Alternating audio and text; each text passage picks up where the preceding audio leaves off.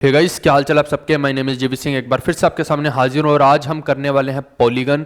और पॉलीगन के अंदर देखिए कि अब तक आपने जितनी भी चीज़ें पढ़ी होंगी ना, उससे ज़रूर कुछ ना कुछ ऐड ऑन होकर आपको मिलेगा कॉन्सेप्ट्स के अंदर। और हम बहुत अच्छे से क्या क्या चीज़ें इसके अंदर कवर करने वाले हैं। एक तो देखिए कि पॉलीगन में देखिए ट्रायंगल भी आता है, रेक्टेंगल भी आता है, लेकिन वो सब ऑलरेडी हम कर चुके हैं। हम जो करने वाले हैं, हम मेन हमारा फोकस जो रहने वाला है वो पेंटागन, हेक्सागन और जो अपना अष्टभुज कौन सा होता है, ऑक्टागन। ठीक है, ये सारी चीज़ों पे रहने वाला है। और इसको हम इतने अच्छे से कर लेंगे ना कि आपको एक एक चीज़ यहाँ पे मैं एक्सप्लेन करूँगा। और इवन इसके अंदर कई चीज़ें ऐसी हैं जो आपको पता नहीं होंगी, मैं गारंटी देता हूँ। और आप सोचेंगे कि ये पेपर में आ नहीं सकती, जबकि वो आ सकती हैं। क्यों? क्योंकि जब पेपर में कंपाउंडेड मंथली वाली चीज़ आ सकती है तो फिर ये भी आ सकती है, जो आज मैं आपको बताऊंगा। इसीलिए कह रहा हूँ कि आज का जो सेशन है ये आपके लिए बहुत इंपॉर्टेंट रहने वाला है। इसको आप हल्के में ले ही नहीं सकते। तो अगर किसी बच्चे को पॉलीगन ऐसा लगता है ना कि सब आता है, तो वो एक बारी देखेगा पूरा सेशन और उसके बाद उसको खुद समझ आएगा कि उसे पूरा आता था, उसे पूरी इंफॉर्मेशन थी या नहीं थी। ठीक है, तो हम बिना टाइम वेस्ट किए, ताकि आपका जितना भी क्वालिटी समय है वो सारा पढ़ने में जाए, ना कि ऊट पटांग बातों में। ठीक है, अब मेरा पूरा पूरा मोटो ये है कि यहाँ पे आके जितना भी मैक्सिमम कंटेंट आपके लिए फ्लश कर सकता हूँ यहाँ पे करूँगा।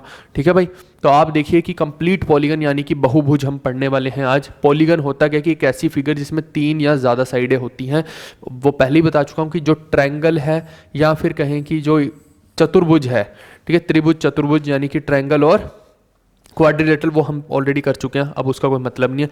इसके बाद हम पेंटागन करेंगे। पेंटागन वो होता है कि जिसके अंदर साइडें कितनी होती हैं, 5 होती हैं। और हेक्सागन क्या होता है, जिसके अंदर साइडें कितनी होती हैं, 6 होती हैं। अगर कोई केमिस्ट्री पढ़ी है किसी ने, सभी ने पढ़ी होगी, तो ये बेंजीन का फॉर्मूला होता था कुछ ऐसा, है ना। उसके अंदर शायद यूं भी लगता था, अगर मैं गलत नहीं हूँ तो यूं लगता था। ओके, तो चलिए कोई बात नहीं, वो तो अपने को नहीं करना। तो ये सारी चीज़ें हैं जो हम पढ़ेंगे। तो चलिए देखते हैं। सबसे पहले तो बेसिक्स देख लेते हैं, उसके बाद हम धीरे धीरे आगे बढ़ेंगे, क्योंकि चीज़ों को पहले बताना जरूरी है ना कि है क्या चीज़ें। आप देखिए कि सम ऑफ ऑल इंटीरियर एंगल्स, सभी अंतःकोणों का योग। ये किसकी बात कर रहा हूँ मैं? एक पॉलीगन के अंदर। पॉलीगन कोई भी हो सकता है, मैंने पहले बता दिया। ये चीज़ आप ट्रायंगल में लगाना चाहो ट्रायंगल में लगाओ, क्वाड्रिलेटरल में लगाना चाहो क्वाड्रिलेटरल में, पंचभुज, षटभुज, अष्टभुज, किसी में भी लगाना चाहो लगा सकते हो। सम ऑफ ऑल इंटीरियर एंगल्स जो होता है ना, वो होता है, इसका पेन का कलर चेंज कर देता हूँ मैं तो थोड़ा अच्छा लगेगा। ये होता है n-2 इंटू में 180 डिग्री। ठीक है भाई। और अगर मैं ईच इंटीरियर एंगल की बात करूं कि हर कोण कितना होगा, तो वो होगा n-2 अपॉन में n इंटू में 180 डिग्री। अब कुछ लोग बोलेंगे कि सर ज़रूरी थोड़ी है कि सारे एंगल सेम हो, तो इसीलिए आपको ये मैं बता दूं कि इसके लिए ऊपर लिख लो सबसे पहले प्रॉपर्टीज या फॉर्मूले, जो भी आप लिखना चाहो, ऑफ रेगुलर पॉलीगन। ये वर्ड बड़ा इंपॉर्टेंट है, अगर ये ना हो तो फिर हम इन फॉर्मूलों को यूज नहीं कर सकते हैं। रेगुलर पॉलीगन, ठीक है भाई। रेगुलर पॉलीगन के लिए कहने का मतलब है कि रेगुलर पॉलीगन वो होता है जिसमें सारी साइडें बराबर होती हैं। अगर ट्रायंगल की हम बात करेंगे तो उसमें सारी साइडें एक ट्रायंगल में बराबर होते हैं, वो होता है इक्विलेटरल ट्रायंगल। तो आप देखिए कि यहाँ पे मैं 3 पुट करूँ, अगर 3 पुट करूँ तो 3 - 2 इंटू 180 कितना बना? 180 डिग्री। इसका मतलब है कि एक इक्विलेटरल ट्रायंगल के अंदर सभी कोणों का योग 180 डिग्री है। सभी कोणों का योग 180 डिग्री है। लेकिन अगर मेरे को हर एंगल निकालना है तो इसमें कितने एंगल है? 1 2 3, 3 कोण है यानी 3 एंगल है। तो डिवाइड बाय मैं 3 करता हूं, तो 3 6 18 यानी कि 60 डिग्री आ गया। यानी सारे के सारे एंगल कितने कितने के हैं? 60 60 के हैं। तो ये सारे फॉर्मूले आप समझ रहे होंगे कि किसके लिए वैलिड है, जब सारी साइडें बराबर हों, ये उन्हीं के लिए वैलिड है। ऐसे ही अगर आप इसमें 4 पुट करोगे तो स्क्वायर के लिए वैलिड होगा, रेक्टेंगल के लिए भी वैलिड नहीं है। ये समझ रहे हो आप मेरी बात? रेक्टेंगल के लिए भी वैलिड नहीं है, हालांकि वो एक पॉलीगन है, लेकिन हम यहाँ पे बात सिर्फ करते हैं रेगुलर पॉलीगन की। तो इसको अंडरलाइन कर देता हूँ मैं, ताकि कोई दिक्कत ना आए आपको। ये वर्ड बहुत अपने आप में इंपॉर्टेंट है। अगर ये रेगुलर हटा दिया जाए तो ये हमारे सारे फॉर्मूले फ्लॉप हो जाएंगे। This will be complete flop show otherwise. ठीक है भाई, इसको रिमूव करते हैं।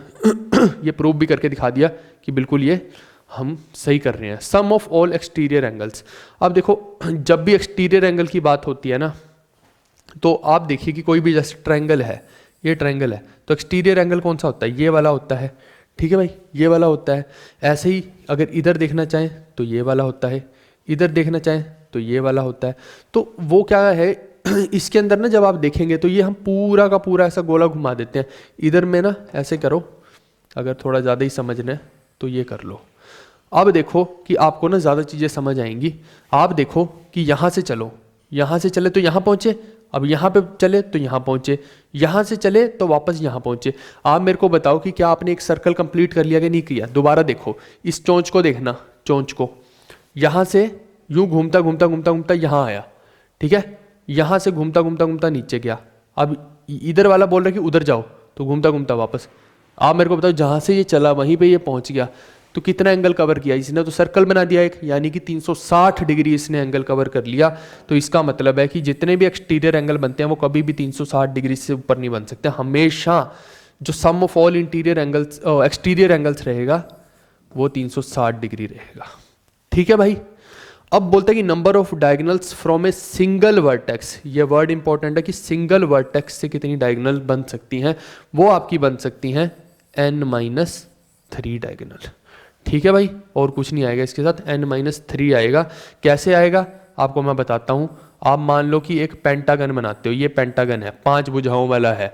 अब सिंगल वर्टेक्स से कितनी डायगोनल बन सकती है। ये वर्टेक्स है, अब डायगोनल का मतलब होता है एक वर्टेक्स को दूसरे से मिलाना, एक शीर्ष को दूसरे शीर्ष से मिलाना। तो आप देखिए कि इसको मैं किससे, इससे मिला सकता हूँ, नहीं, ये तो साइड ही बन जाएगी। इसको मैं कहाँ मिला सकता हूँ, इसको मैं यहाँ मिला सकता हूँ। इसको और कहाँ मिला सकता हूँ, यहाँ मिला सकता हूँ। क्या मैं इसको यहाँ मिला सकता हूँ, नहीं मिला सकता। तो कितने बने, 2 बने। तो अगर n को मैं 5 पुट कर दूँ तो कितना बनता है, 5 - 3 2, यानी कि एक सिंगल पॉइंट से, एक सिंगल वर्टेक्स से कितनी मैक्सिमम डायगोनल बन सकती है पेंटागन के अंदर, 5 - 3 2। अगर 6 में निकालना चाहो तो यहाँ 6 - 3 3। समझ गए इस चीज़ को। तो इस तरह से आपको ये चीज़ भी मैंने बता दी प्रूफ करके, साथ के साथ बताता जा रहा हूँ। अब है टोटल नंबर ऑफ डायगोनल्स होती कितनी है। ये तो था कि एक वर्टेक्स से कितनी बन रही है, यहाँ पे है कि टोटल नंबर होता कितना है उनका। तो ये होता है n-3 डिवाइड बाय में 2, ठीक है भाई। अब इसको मैं प्रूव कर देता हूँ। जैसे कि आप देखिए, पेंटागन ही देख लेते हैं एक हम, पेंटागन। आप देखो कि एक ये डायगोनल होगी, एक ये हो गई, ये 2 हो गई। अब इस पॉइंट से देखो कितनी बन सकती है, 3, और ये तो सेम ही हो गई। इस पॉइंट से 4, और यहाँ से ही एक 5 बनी, ठीक है। तो इसमें एक बारी 5 पुट करके देखते हैं। तो 5 यहाँ पे पुट किया तो 5 इंटू में 5 - 3 2, तो 2 से 2 कैंसिल, 5। ये देखो 5 ही डायगोनल बनी और 5 ही हमारा उत्तर आ गया वहाँ से, ठीक है भाई। इस तरह से आपको मैंने जस्टिफाई भी कर दिया ये चीज़ को। तो वो आप गिन भी सकते हैं। आप हेक्सागन में चाहें तो हेक्सागन में देख लेना एक बारी। हेक्सागन में थोड़ी सी ज़्यादा आती है, 9 डायगोनल आती हैं, 9 आएंगी हेक्सागन में। आप करके देखो एक बारी, ठीक है। ये नहीं करना कि जो मैंने बोल दिया उसी पे आपने बिलीव कर लिया, करके देखना है इसको। ओके भाई, इसको सेव कर लेते हैं।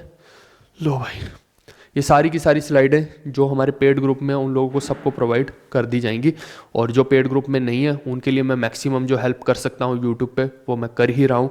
तो जिनको सिलेक्शन लेना होगा, जो सीरियस एस्पिरेंट होंगे, जिनको सिर्फ बस ये करना है कमेंटबाजी या ब्ला ब्ला, मतलब ऐसे बस मज़े मारने आते हैं, जो एंटरटेनमेंट करने आते हैं, भैया आप लोग गलत जगह पे आए हो। क्योंकि एंटरटेनिंग यहाँ पे बहुत सारे लोग हैं, मुझसे बहुत अच्छा ज़्यादा एंटरटेन करते हैं वो, तो आप वहाँ जाइएगा। यहाँ पे हम जो बात करने वाले प्योर और प्योर एजुकेशन की बात करने वाले हैं, कि जो मैं आपको अपनी तरफ से कंटेंट दे सकता हूँ देता रहूँगा, जिससे कि क्या होगा कि आपका सिलेक्शन इजी हो जाएगा, और कुछ नहीं है। अगर आपके पास पैसा है, नोट है, तो आप खर्चिए, जहाँ पे जाके आप पढ़ना चाहें वहाँ पढ़ सकते हैं। लेकिन आपके पास पैसे नहीं है तो हम यहाँ पे बैठे हैं आपके लिए, पहले भी बैठे थे, अब भी बैठे हैं, ठीक है भाई। चलो आगे बढ़ते हैं। तो आगे देखो भाई, ये है ऑल साइड्स यानी भुजाएं and angles are equal in a regular polygon. ये सारी रेगुलर पॉलीगन की बात हो रही है, ठीक है भाई। रेगुलर बोले तो जिसके अंदर ये सारी भुजाएं और सारे कोण जो हैं वो बराबर होते हैं, और सभी साइडों को मैं ए लिख लेता हूँ। तो उस केस में फिर एरिया ऑफ पॉलीगन ये हो जाता है n(a²/4 cot π/n। बिल्कुल वही चीज़ है जैसे हम number of angles, number of diagonals वगैरह वगैरह जो भी नंबर ऑफ साइडें निकाल रहे हैं ना, वैसा ही है। तो इसके अंदर मान लो कि मैं एक चीज़ को करके दिखा देता हूँ, बाकी की आप खुद कर लेना, कोई दिक्कत नहीं आएगी। आपको सब चीज़ें बता रखी हैं। n को मान लो कि 4 पुट कर दिया जाए, तो 4/4 a² यानी कि 4 तो कैंसिल हो गए, सिर्फ यहाँ पे a² बचा। तो यहाँ 4 पुट किया तो cot π/4 1 होता है, तो ये बना a²। तो आप देखिए कि a² बच जाएगा, क्योंकि ये तो 1 ही होने वाला है, तो आप बताओ मेरे को कि स्क्वायर का क्या होता है एरिया, यही होता है। तो मैंने क्या बोला, रेगुलर के लिए, रेगुलर में जिसकी सारी भुजाएं बराबर, सारे कोण बराबर, तो वो स्क्वायर ही बनता है। 4 साइडों वाला तो सिर्फ 3 साइडों वाला इक्विलेटरल ट्रायंगल ही बनता है। ऐसे ही आप देखिए कि सर्कम रेडियस की मैं बात करूँ तो एक स्क्वायर है मेरे पास, मान लो उसका सर्कम रेडियस निकालना है। ये है सर्कल, और सर्कम रेडियस क्या होता है, डायगोनल का आधा होता है। तो डायगोनल कितनी होती है, अगर इसकी साइड ए है तो a√2 जो होती है वो डायगोनल होती है, और उसका आधा मैंने बोला कि रेडियस है। तो ये क्या बन गया, a/√2 बन गया। क्या यहाँ पे बन रहा है, आप देखो कि n को 4 पुट करोगे तो क्या बनेगा, यहाँ पे √2 बन जाएगा, कैंसिल होगा तो a/√2 आ गया। तो आप देख पाएंगे, ये मैं एक एग्जांपल के साथ आपको समझा रहा हूँ कि ये जो है रिजल्ट, ये जनरलाइज्ड रिजल्ट हैं, ये तीनों जो हैं ये जनरलाइज्ड रिजल्ट हैं कि किसी भी पॉलीगन में जो रेगुलर वाला है, बार बार बोल रहा हूँ मैं, रेगुलर पॉलीगन के लिए है, हर पॉलीगन के लिए नहीं होता है। आप रेक्टेंगल में लगाने की कोशिश करोगे नहीं लगा सकते हो, ठीक है। इन रेडियस का जो है a/2 cot π/n, ये भी बिल्कुल वैसा ही है जैसा अभी हमने किया है, मुझे नहीं लगता इसमें कोई दिक्कत है। आप देखो एक स्क्वायर है, जैसे स्क्वायर के अंदर हम एक सर्कल बना देते हैं ये, ठीक है भाई। तो इसका रेडियस क्या हो जाएगा, ये पूरी साइड है स्क्वायर की, तो साइड का आधा हो जाएगा। आप बताओ कि यहाँ पे n को 4 पुट करोगे जब, तो π/4 cot π/4 1 होता है, तो a/2 उत्तर आ गया आपका, यही तो है। 4 क्यों पुट कर रहे हैं, नंबर ऑफ साइड्स देख रहे हैं, नंबर ऑफ साइड्स जिसकी 4 है तो स्क्वायर की 4 होती हैं, ठीक है भाई। आगे देखें, अब हम देखते हैं पेंटागन। तो पेंटागन में सबसे पहले तो नंबर ऑफ साइड्स क्या रहेंगी, 5 रहेंगी। नंबर ऑफ डायगोनल्स निकालने का तरीका मैंने अभी अभी आपको बताया, क्या होता है, n-3 डिवाइड बाय में 2, तो कितना हो गया ये 5 इंटू में 5 - 3 डिवाइड बाय में 2, तो ये आ गया 5 डायगोनल। वो आपको दिखाई भी दे रही होंगी पांचों, 1 2 3 4 5 स्टार बनाया है बेसिकली, ओके। तो बिना उठाए यूं भी बना सकते हो स्टार, तो ये 5 ही बनती हैं। चलो, number of diagonals passing through centre O। तो आप देखिए कि सेंटर O से कितनी डायगोनल्स पास कर रही हैं। देखो जैसे हेक्सागन है, हेक्सागन के अंदर कुछ डायगोनल सेंटर से पास करेंगी, कुछ नहीं करेंगी। तो यहाँ पे आप देखेंगे कि कोई भी नहीं करती है, आप देख पाएंगे कि कोई भी डायगोनल सेंटर से पास नहीं करेगी, ठीक है भाई। ये इसकी एक विशेषता है, याद रखना। और सारी साइडें जो हैं उन वो इक्वल हैं, ये भी आपको बात ध्यान रखनी है, ठीक है जी। उम्मीद कर रहा हूँ कि ये चीज़ आपको समझ आई होगी। आगे देखिएगा, इस पेंटागन के अंदर आप देखिए कि एंगल एट द सेंटर क्या होगा। देखो पूरा जो सेंटर पे एंगल होता है, ये पूरा जो एंगल होता है ये क्या होता है, ये 360 डिग्री होता है कि नहीं होता। ये जो पूरा एंगल है ये 360 होगा। तो आप क्या कीजिए, 360 बटे में क्या कर दो, एंगल एट सेंटर यहीं पे लिख लेते हैं ना, 360 बटे में कितनी साइडें हैं, कितने एंगल है, 5। तो आप पाएंगे कि ये 72 डिग्री बनता है, वही मैंने लिखा है।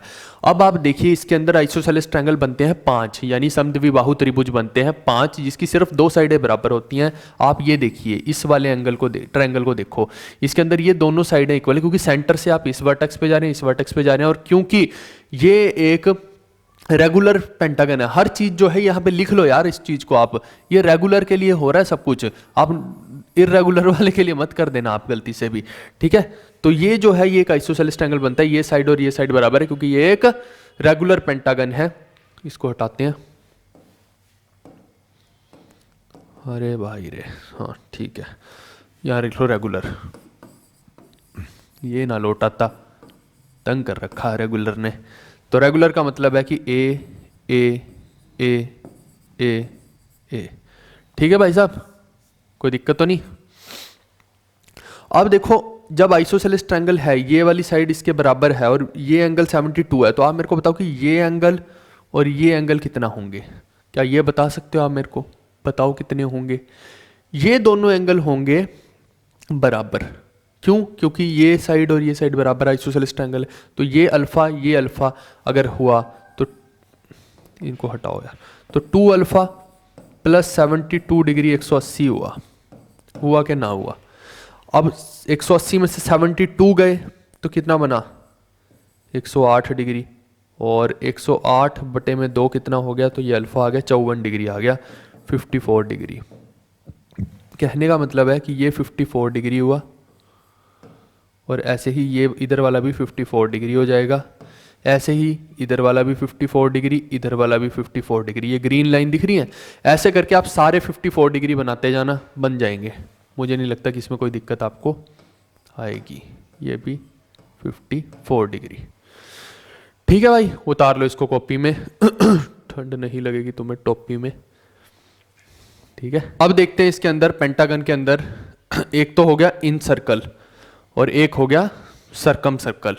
ठीक है भाई, अब इसमें मल्टीपल चीज़ें बन सकती हैं, कई चीज़ें वो पूछ सकता है। मैं जैसे कि एग्जांपल के तौर पे आपको एक कंस्ट्रक्शन कर देता हूँ पहले, फिर उसके बाद हम आगे प्रोसीड करते हैं। कंस्ट्रक्शन करें तो किस कलर की करें यार, रेड कलर की कर देता हूँ। ये देखो आप यहाँ से यहाँ, ठीक है, कुछ नहीं किया हमने एक्चुअली में मैं क्या करना चाह रहा हूँ, परपेंडिकुलर गिराना चाह रहा हूँ। तो ये हो गया परपेंडिकुलर। ठीक है भाई, और आप देखिए कि अगर इस सेंटर से इस सर्कल के यहाँ पे गिरा तो ये क्या हो गया, स्मॉल आर। और ये जो ग्रीन लाइन है ये क्या हो गई, कैपिटल आर। क्योंकि ये जो है, ये देखो, ये बाहर वाले सर्कल पे जा रही है और ये अंदर वाले पे जा रही है, तो इसका मतलब दोनों रेडियस है सर्कल के। ठीक है, समझ आ गया कि कौन सा कैपिटल आर है कौन सा स्मॉल आर है, वो नोट कर लेना। अब आप देखो कि ये पूरा एंगल मुझे पता है कि कितना है, पूरा एंगल मेरे को पता है कितना है, 72 डिग्री है। ये देखो आप, कहाँ किया था हमने यार, अरे कहाँ दौड़ गया, 72 डिग्री है। ठीक है भाई, तो अगर 72 डिग्री है तो अभी हमने क्या किया उसका आधा देखेंगे हम। क्या हो रहा है भाई साहब, तंग कर रहा है ये तो भाई। हाँ, ये देखो आप, ये कितना हुआ, 36 डिग्री हुआ। एंगल 36 डिग्री हुआ कि ना हुआ।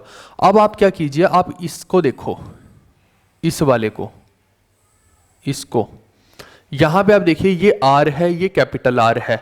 तो आपको अगर ये निकालना हो कि इन रेडियस और सरकम रेडियस की रेशो क्या है, तो आप निकाल सकते हो। कैसे, बेस अपॉन में हाइपोटेन्यूज। इसको हटाओ, तो बेस अपॉन में हाइपोटेन्यूज क्या हो गया, कोस 36 डिग्री हो गया। Cos 36 degree is equal to base upon में हाइपोटेन्यूज, यानी कि आधार अपॉन में कर्ण। क्या समझे, सही के नहीं। इसका मतलब क्या हो गया, ये हो गया आर और वो हो गया कैपिटल आर। आर अपॉन में आर इज इक्वल टू क्या हो गया, कोस 36। तो कोस 36 की आपको वैल्यू पता होनी चाहिए, तो तुरंत आपका उत्तर आ जाएगा। तो आप देखिए कि ये कोस 36 क्या हो जाता है, √5 + 1/4। √5 प्लस में 1 अपॉन में 4। तो यही इसकी जो है फाइनल रेशो बन गई। ठीक है भाई, ओके, मार्क कर लो स्टार इसको, कभी भी पूछ ले तो ये कांस्टेंट है, ये आपको पता लग जाएगी। ठीक है, वैसे कोई गड़बड़ है नहीं है, देख लेना कोई अगर लगे कोई गड़बड़। ठीक है, कैलकुलेशन वाइज। और आप देखिए, अगर एरिया पूछ ले उसका निकालने के लिए, तो आप क्या करो, एक ट्रायंगल का एरिया निकाल लो पहले, इस ट्रायंगल का एरिया निकाल लो। अब इसको भी पूरा मत निकालो, इसको भी आधा निकाल लो, इसको सिर्फ इसको निकाल लो, उससे आपका काम हो जाएगा। ठीक है, या फिर इसका पूरे का भी निकाल सकते हैं। अब उसमें क्या होगा कि वो आपको साइड दे के रखेगा। मान लो कि ये साइड दी हुई है, टोटल उसकी साइड दे दी है आपको ए। तो आप मेरे को बताओ कि यहाँ से यहाँ तक साइड क्या हो गई, a/2 हुई कि नहीं हुई, a/2 हुई कि नहीं हुई, होगी ना, आधी हो जाएगी साइड, क्योंकि ये एक आइसोसेलेस ट्रायंगल है, तभी तो यहाँ पे 36 किया है। आइसोसेलेस ट्रायंगल नहीं है ये वाला, ये एक आइसोसेलेस ट्रायंगल है। अभी तो बताया था समद्विबाहु त्रिभुज होता है, तो ऑब्वियस सी बात है कि ये और ये वाली बराबर रहेगी। तो a/2 ये हो गई। और आपको देखिए ये चीज निकालनी है परपेंडिकुलर वाली। अगर आप परपेंडिकुलर निकाल लो तो आप half into base into height लगा दोगे, क्योंकि ये ए लेंथ इसकी पूरी वाली तो पता है आपको। तो आपको अगर ये पता लग जाए तो इसका एरिया निकल जाएगा। फिर आप 5 ट्रायंगल इसके अंदर आइसोसेलेस बन रहे हैं, 5 से मल्टीप्लाई करके पूरे का आ जाएगा। तो आपको कुछ नहीं करना, फिर आपको देखना है कि tan 36 डिग्री एग्जामिनर देगा, नहीं तो फिर याद कर लो, tan 36 की वैल्यू को याद कर लेना, आपका आंसर आ जाएगा। ठीक है, तो tan 36 इज इक्वल टू क्या होगा, परपेंडिकुलर अपॉन बेस, यानी a/2 upon r, a/2 upon में r, ये हो गया। ठीक है भाई, ये tan 36 डिग्री हो गया। अब इसके बाद आप क्या कीजिए यहां से मैं r निकाल सकता हूं। This implies r is equal to हो गया a/2 tan 36 डिग्री। ठीक है भाई, ओके है, कोई दिक्कत नहीं है मेरे को लगता है आपको। इसको थोड़ी ऊपर कर देते हैं। अब आप देखिए कि आपका ये तो हो गया, ये हाइट और ये बेस है, तो एरिया टोटल कितना हो जाएगा, एरिया ऑफ पेंटागन, पेंटागन ये हो जाएगा आपका 5 गुना हाफ इंटू बेस क्या है पूरा ए इंटू में आर, आर तो ये आर की जो वैल्यू है इसको यहां पे पुट कर लेना। ठीक है भाई, ये आपका हो जाएगा, उतार लो इसको भी कॉपी में। ओके जी, कई लोगों को ये दिक्कत थी कि इसका एरिया कैसे निकालते हैं, वो मैंने बता दिया। tan 36 की वैल्यू को याद कर लेना, tan 36 की वैल्यू को किस फ्रैक्शन में भी देख लेना और पॉइंट्स में भी देख लेना कि कितनी होती है। थोड़ा सा कष्ट तो करना पड़ेगा ना अब, अगर पेपर पास करना है, नहीं तो फिर ऐसे थोड़ी पेपर पास हो जाएगा। ओके भाई, उम्मीद कर रहा हूँ कि ये चीज़ आपको समझ आई होगी। चलो भाई, खुल नहीं रहा तू, चल आगे चलते हैं। ये देखो आप, quadrilateral B F D C is a, ये देखो ये जो है ना बी एफ डी सी, ये क्वाड्रिलेटरल, ये क्या बनेगा इसके अंदर, यही चीज़ मैंने एक आपको उसमें भी बताई थी, देखो हाईलाइट कर रखा है मैंने ग्रीन कलर से। यही चीज़ मैंने आपको हेक्सागन के अंदर भी बताई थी, यही चीज़ इसमें भी बता रहा हूँ कि ये इसके अंदर क्या बनता है, पैरेललोग्राम बनता है। ठीक है भाई, तो ये ए है, ये ए है, ठीक है, एडजेसेंट साइड्स बराबर है, इधर वाली ए है तो इधर वाली भी ए होगी, और इधर वाली ए है तो ये भी ग्रीन वाली जो है ए होगी। ये आपको पता होना चाहिए कि यहाँ पे क्या बनता है, पैरेललोग्राम, और इस पैरेललोग्राम का नाम क्या है, रोम्बस। पता होगा ना इसका तो, रोम्बस का तो एक ऐसा क्वाड्रिलेटरल जिसकी सारी साइडें बराबर होती हैं और ये जो डायगोनल्स हैं इंटरसेक्ट करती हैं 90 डिग्री पे, बट ये स्क्वायर नहीं होता, यानी कि ये जो एंगल है ये 90 डिग्री नहीं होता है, समझ गए, यानी कि ये जो एंगल वर्टेक्स पे हैं ये 90 डिग्री नहीं होते हैं इसके अंदर। बस इतनी सी बात आपको याद रखनी है। उम्मीद कर रहा हूँ कि ये चीज़ भी आपको समझ आई होगी। आई तो लाइक ठोको और बताओ कि समझ आ गई है। अब पेंटागन में दूसरी चीज़ वो क्या पूछ सकता है वो भी मैं आपको बता दूं। देखो पैरेललोग्राम यानी रोम्बस के ऊपर कुछ भी सवाल पूछ सकता है, मैंने रोम्बस बना के दिखाया था अभी। एक और चीज इसके अंदर बनती है, वो बनता है आइसोसेलेस ट्रेपीजियम। ये ध्यान रखना, ये कौन सा ट्रेपीजियम है, आइसोसेलेस ट्रेपीजियम। मैं बार बार बोल रहा हूँ आइसोसेलेस, ये भी ए है, ये भी ए है, तो ये आइसोसेलेस ट्रेपीजियम बन रहा है, यानी कि समबाहु समलंब है ना, तो ये जो दो हैं समद्विबाहु समलंब हो गया, ये और ये बराबर हैं बस।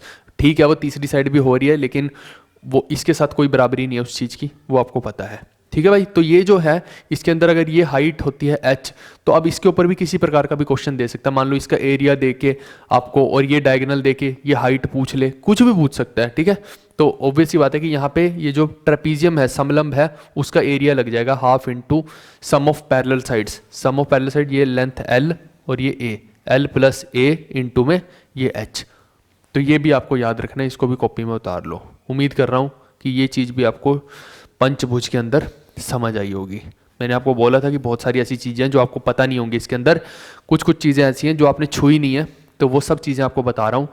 अब जो चीज़ आने वाली है ना इसके अंदर पंचभुज के अंदर, ये आपको डेफिनेटली नहीं पता होगी, ना ही आपने पहले कहीं देखी होगी, क्योंकि मैं आपको कंटेंट पूरा करवा रहा हूँ, तो ऑब्वियस सी बात है कि वो चीज़ करवानी बनती है। तो चलिए देख लेते हैं। आओ एक और बढ़िया चीज़ देखते हैं, और ये चीज़ आपको पहले नहीं पता होंगी। अब जो चीज़ें मैं बताने जा रहा हूँ थोड़ी सी इसके अंदर ऐसी चीज़ें हैं, क्योंकि आप देखिए सेकंड कि यहाँ पे आपको दिख रहा होगा ये जो चीज़ है, ये एक ट्रायंगल जो बनता है, इसके बारे में आपने पहले शायद नहीं सुना होगा, तो मेरे को लगता है कि बता देना चाहिए। आप देखिए कि ये सारी डायगोनल्स हैं, ये देखो स्टार बना रखा है। स्टार किसके अंदर बनता है, इसी के अंदर बनता है। ये देखो तारा हम बनाते हैं ना, इस तरह से करके हम बना देते हैं तारा, ये वही तो तारा बना रखा है यहाँ भी बीच में, जो ब्लू कलर का आपको दिखाई दे रहा है, नीला नीला तारा। ठीक है भाई, तो इसमें देखिए आपकी जो ये डायगोनल हैं आपस में जहाँ इंटरसेक्ट करती हैं, आप देखो एक ये पॉइंट हो गया, ये हो गया, ये हो गया, ये हो गया, तो इन दोनों को मिला दिया और ये दोनों तो आपस में मिल ही जाते हैं जब ये इंटरसेक्ट करती हैं। तो ये आपने ध्यान रखना है कि ये जो पॉइंट है GHIF, ये डायगोनल्स के इंटरसेक्शन पॉइंट है, इंटरसेक्शन पॉइंट जहाँ पे ये एक दूसरे को प्रतिच्छेद करती हैं। अब मैं सबसे पहले आपको दिखाता हूँ कि इसमें एंगल्स क्या क्या होते हैं। आप ये बात याद रखना कि टोटल एंगल 108 होता है, तो ये जो है ना, ये जो पूरा आधे आधे आधे आधे आधे ये सारे क्या हो जाएंगे, इक्वल इक्वल भागों में बटेगा। टोटल 108 होता है, तो ये हो जाएगा 36 36 36। अब 3 से मल्टीप्लाई करके दे, 3 6 18 9 10 108 ही बनता है, टोटल 108 ही बनता है। ऐसे ही यहाँ पे देखो आप, ये जो 3 एंगल है ना, ये 3 एंगल 36 36 36, ऐसे ही इधर देखो आप 36 36 36, इधर इधर इधर 36 36 36, ऐसे ही इधर देखो आप 36 36 36। ठीक है भाई, ये सारे एंगल हो गए। अब आप देखिए कि ये कितना बनता है। आप देखो 36 ये 36 ये, तो ये कितना बनेगा, 180 में से माइनस करो। इस ट्रायंगल को देखो आप, ऐसे नहीं, मेरी बातों पे यकीन नहीं करना, यहाँ पे देखो इसको आप, 36 ये, तो ये कितना बनेगा आप बताओ। इस ट्रायंगल के अंदर 180 सम होना चाहिए, 180 होना चाहिए, तो 36 दूनी 72 होता है, तो बचा कितना, 108 बचा, तो ये 108 बचेगा। अगर ये 108 है तो ये कितना बन गया, लीनियर पेयर की वजह से ये 72 बन गया। क्यों, क्योंकि ये पूरा का पूरा 180 है, स्ट्रेट लाइन है, तो ऑब्वियस बात है 108 इधर तो 72 इधर। और वैसे भी ये वाला क्या है, एक्सटर्नल एंगल है, इस वाले ट्रायंगल में ये जो है एक्सटर्नल एंगल है, तो दिस प्लस दिस होगा, वहाँ से भी क्लियर है ये तो हमें। ओके, ऐसे ही ये वाला एक्सटर्नल एंगल है, तो दिस प्लस दिस होगा, तो ये भी 72, और ये कितना हो गया 108। या फिर वही लगा लो कि दिस प्लस दिस 72 हुआ, तो ये बचा हुआ 108 होगा, फिर ये होगा। इन नटशेल बात आपको समझ आ गई होगी। ये देखो अब कितना होगा, 108 ये हो गया। इस स्ट्रेट लाइन को देखो, ये पूरा 180 होना चाहिए था, तो 108 यहाँ तक हो गया, तो ये बचा हुआ कितना हो गया, 72 हुआ ना। ऐसे ही अगर ये 72 हुआ और ये 36 हुआ, तो 72 ही ये हो गया। ठीक है भाई, 36 ये, तो बचा हुआ कितना हो गया, ये वाला 108 डिग्री। ये बना लेना कॉपी में, बाद में बड़ी दिक्कत आएगी नहीं तो। अभी मैं चीज़ें जो आगे समझाने वाला हूँ, आपको पता नहीं है कि अभी किस लिए लिखवा रहा हूँ ये सारे एंगल में, आगे जो चीज़ आने वाली है उसी की वजह से ये सारे लिखवा रहा हूँ, तो आपको पता होने चाहिए ये एंगल। और ठीक है भाई, इधर देख लेते हैं अब, ये क्या हो गया 72, ये भी क्या हो जाएगा फिर 72। इस ट्रायंगल में देख लेना ना आप, ये 72 36, तो ये बचा हुआ 72 ही होगा। यहाँ पे ये कितना हो जाएगा, 36 ये, तो ये हो गया 108। ठीक है भाई, ये 108 है, तो ये कितना हो गया 72 हो गया। ये 72, तो ये भी 72 हो गया। ठीक है भाई, ये 72, तो ये कितना हो गया 108 हो गया, देख पा रहे हो। ठीक है, ये 108 है, तो ये कितना हो गया 72 हो गया, तो ये भी कितना हो गया 72 हो गया, क्योंकि ये 108 है, तो ये 72 होगा, 180 होना चाहिए टोटल। तो ये सारे एंगल मैंने लिखवा दिए। क्या आप इस बात को पकड़ पा रहे हो कि नहीं पकड़ पा रहे हो, आपको समझ आ गया कि ये एंगल्स कैसे लिखे गए हैं। अगर आपको ये बात समझ आ रही है ना, तो आप देखना यहाँ पे, पेन का कलर चेंज करता हूँ मैं, आपको कुछ और चीज़ हिडन बातें बताता हूँ। आप देखो ज़रा कि ये ट्रायंगल जो मैं अभी दिखा रहा हूँ, एक तो इस तरह का बन रहा है अंदर, एक तो इस तरह का ट्रायंगल बन रहा है जिसके अंदर 108 36 और 36 ये पेयर है। ठीक है भाई, दूसरा पेयर देखो कैसा बन रहा है, आप ये देखो, इधर अलग से बना देता हूँ, ये रहा अलग से, ये यहाँ भी बन रहा है, लेकिन मैं फिर वो होच पोच हो जाएगा, इसीलिए इधर बना दिया 72 72 36। दूसरा ये बन रहा है। ठीक है भाई, अब एक और बना के, वैसे उसकी ज़रूरत नहीं है, बट चलो कोई बात नहीं, एक और देखो आप, एक ये पेयर देखो आप, इसकी ज़रूरत नहीं पड़ेगी, बट ठीक है, 36 36 और 108 ये बन रहा है। यही 3 तरह के बन रहे हैं। क्या और कोई ट्रायंगल आपको किसी प्रकार का दिखाई दे रहा है क्या यहाँ पे? और कोई नहीं दिखाई दे रहा होगा, यही 3 तरह के ट्रायंगल बनते हैं। ठीक है, तीनों मैंने मार्क करके यहाँ पे दिखा दिए, एक ये बनता है, एक ये बनता है, एक ये बनता है। अब मेरा आपसे पूछना ये है कि तीनों में क्या खासियत है?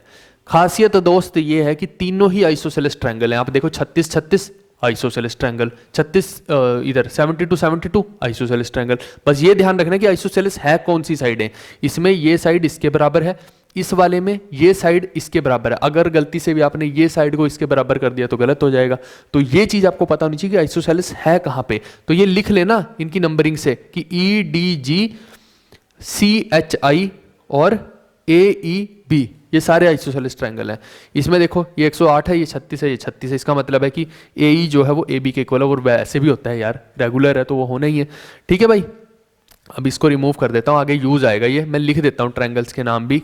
3 types of triangle, 3 types of isosceles triangles, isosceles triangles. पहला कौन सा है? EDG, ये एक तरह का है जिसके अंदर एंगल एक जैसे हैं। ऐसे ही बहुत सारे मिल जाएंगे, आप देखना EDG में 36 36 108 है ना, आप देखो इधर 36 36 108, ये भी बिल्कुल वही है। तो ऐसे बहुत सारे मिल जाएंगे, ये आपको देखने पड़ेंगे। ठीक है भाई, गिन लेना, खुद गिनने का मन हो तो। दूसरा कौन सा है आपका? ये देखो आप DGH, या फिर इसको देख लो HCI, सेम ही है वो, कोई भी देख लो HCI। एक इस तरह के हैं। तीसरे किस तरह के हैं? ये वाला जो हमने देखा था इसके अंदर, ठीक है, इस वाले किस तरह है? तो EAB, ये 3 टाइप के ट्रायंगल हैं यहाँ पे जो आइसोसेलेस हैं, यानी कि समद्विबाहु त्रिभुज बन रहे हैं। क्या ये बात आपको समझ आई है? अगर बस इतनी सी बात समझ आ गई है, अब हम इस काबिल हो गए कि इस सवाल को कर सकते हैं। सवाल ये है कि DG/DE क्या होगा, IF/DE क्या होगा। ये तो मैंने लिख दिया, ये आपका काम है निकालना, ये मैं नहीं निकालूंगा, ये आपको बता दूंगा कि कैसे निकालना, आपको निकालना है। ये सवाल देखिए, अब लोग बोल सकते हैं कि पेपर में नहीं आ सकता। जब मैं आपको बोल रहा हूं कि कंपाउंडेड मंथली आ सकता है, तो ये क्यों नहीं आ सकता भाई? ये भी आ सकता है, तो इसीलिए इसको करना पड़ेगा। आप देखिए, देखो पेंटागन और हेक्सागन से अभी बहुत ज़्यादा उस लेवल के सवाल नहीं पूछे गए हैं, लेकिन आगे पूछ सकता है, मुझे लगता है ऐसा, क्योंकि कंपाउंड इंटरेस्ट में भी कभी नहीं इतने उस लेवल के पूछे गए कि कंपाउंडेड मंथली करना पड़ जाए, लेकिन पूछा ना उसने, तो आपको पता है एग्जाम में आई है चीज़, तो यहाँ ये चीज़ भी आ सकती है। क्योंकि इंटरसेक्शन ऑफ डायगोनल से आज तक सवाल नहीं आया इसमें, लेकिन अब आने के चांसेस हैं, क्योंकि एसएससी भी अपने आप को चेंज कर रहा है, अपडेट कर रहा है। तो ऑब्वियस सी बात है कि इंटरसेक्शन ऑफ डायगोनल से क्वेश्चन आ सकता है। तो चलो देख लेते हैं कि क्वेश्चन क्या है। DG/DE निकालना है, तो DG/DE, इसकी रेशो निकालनी है आपको। ठीक है भाई, अभी मैं करवा के आया हूँ, कुछ एंगल मैंने लिख दिए, बाकी आप लिखना चाहें लिख लेना, ठीक है, जैसा भी है। आप मेरे को बताओ कि अगर मैं इस लेंथ को D से लेके G को लेट कर लो, यहाँ मत करो लेट, फिर लेट कर लो कि DG is equal to X और ED is equal to Y, ED is equal to Y, ये हमारा लेट है, मतलब एजम्पशन है हमारी। इसको इधर लिख ले आओ, ठीक है भाई। अरे भाई रे, क्यों परेशान हो रहा है तू छोरे, इधर आ तू थोड़ा, ठीक है, छोटू सा तंग करके रखा हुआ था इसने। तो आप देखो कि इसको मैं Y ले लेता हूँ पूरे को, और इसको DG को मैं X ले लेता हूँ। अगर मैं DG को X ले रहा हूँ और इसको Y ले रहा हूँ, तो आप मेरे को बताओ कि ये जो ट्रायंगल है, ये जो ट्रायंगल है, ये एक आइसोसेलेस ट्रायंगल है कि नहीं है?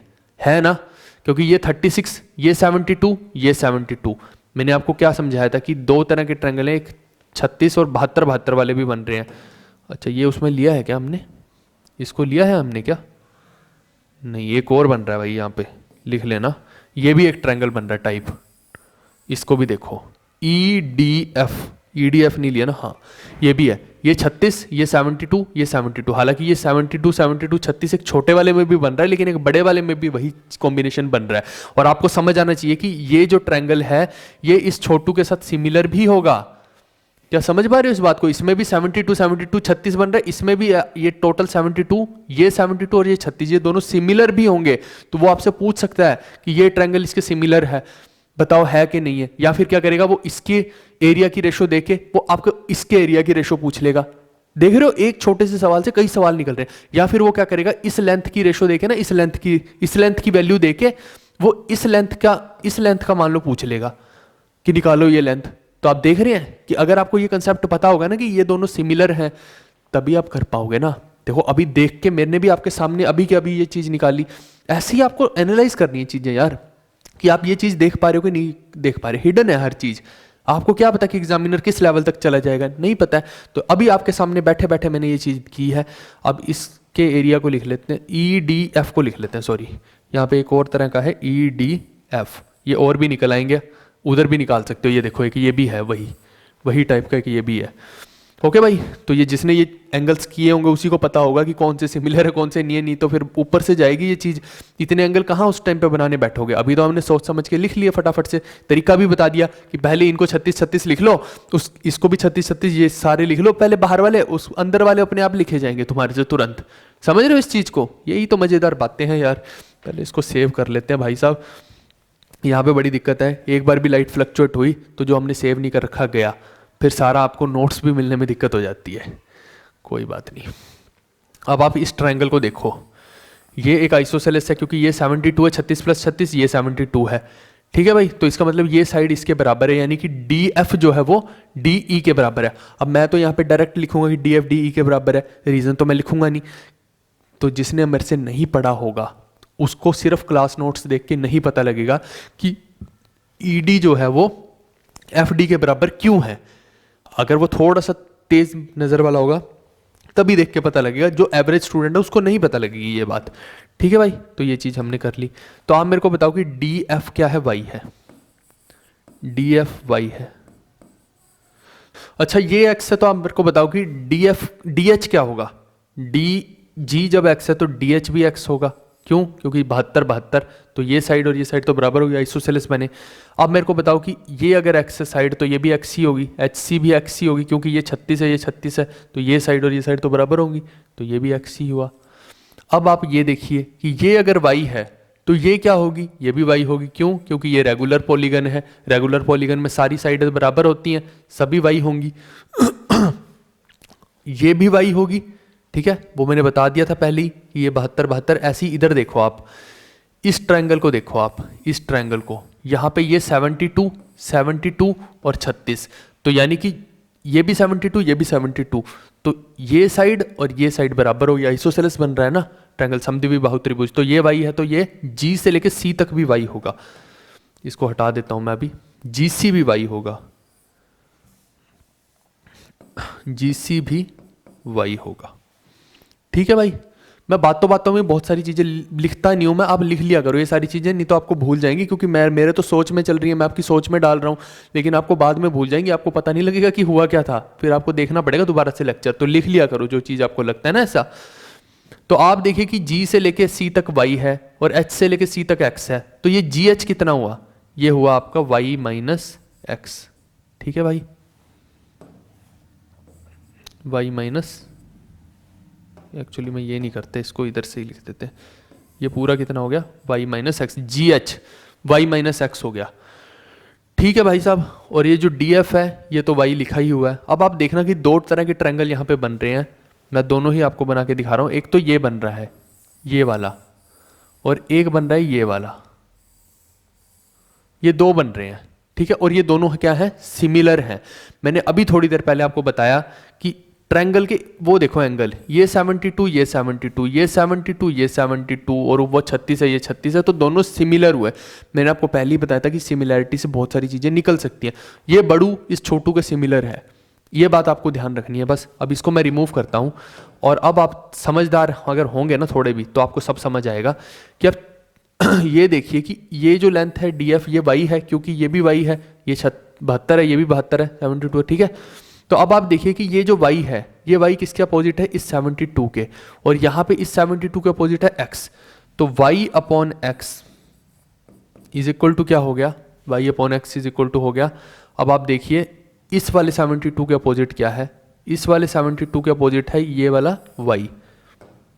ठीक है, ये वाला y, तो इस 72 के अपोजिट है x, ये तो y अपॉन x ही बन गया। ठीक है, अब आप देखिए बेस को, एक चीज और देखना, ये x है तो ये भी x होगा। क्यों? क्योंकि ये 36 आइसोसेलेस बन रहा है, तो ये भी x हुआ।